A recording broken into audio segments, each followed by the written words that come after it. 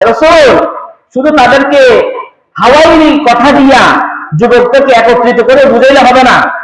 এই যে নেন, আপনাকে সংবিধান দিলাম, কি দিলাম?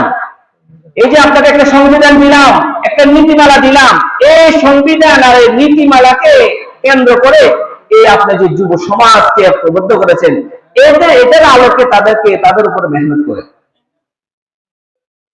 রাসূল সাল্লাল্লাহু আলাইহি ওয়াসাল্লামের কাছে ইতিপূর্বে কোনো সংবিধান ছিল না। ইতিপূর্বে রাসূলুল্লাহ সাল্লাল্লাহু আলাইহি ওয়াসাল্লামের কাছে কোনো নীতিমালা ছিল না, যে নীতিমালার আলোকে যুব সমাজকে রাসূল সাল্লাল্লাহু আলাইহি ওয়াসাল্লাম দ্বীনের প্রতি দাওয়াত করবেন।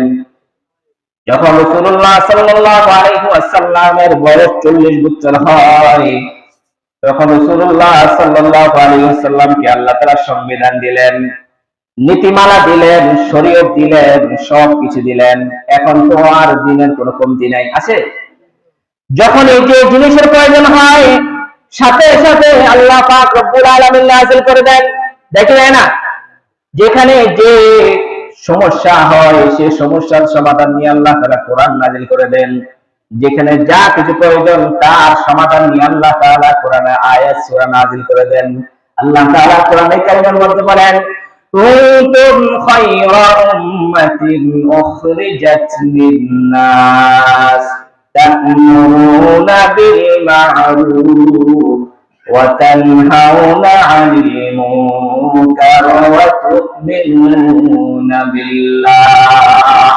আল্লাহ তাআলা কোরআনে কারীমের মধ্যে বলেন, কুনতুম খায়রা উম্মাতিন উখরিজাত লিন-নাস, তোমরা হচ্ছে সর্বোত্তম জাতি, তোমাদেরকে অবতীর্ণ করা হয়েছে, বাহির করা হয়েছে মানুষের কল্যাণে।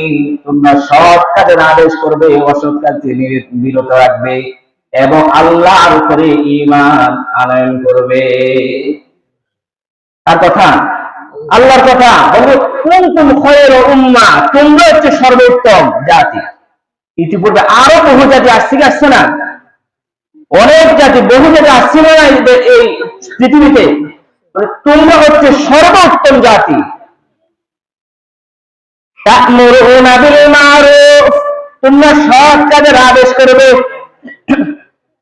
ওয়া তানহাউনা 'আনিল মুনকার, তোমরা অসৎ কাজ থেকে মানুষকে নিষেধ করবে, বিরত রাখবে।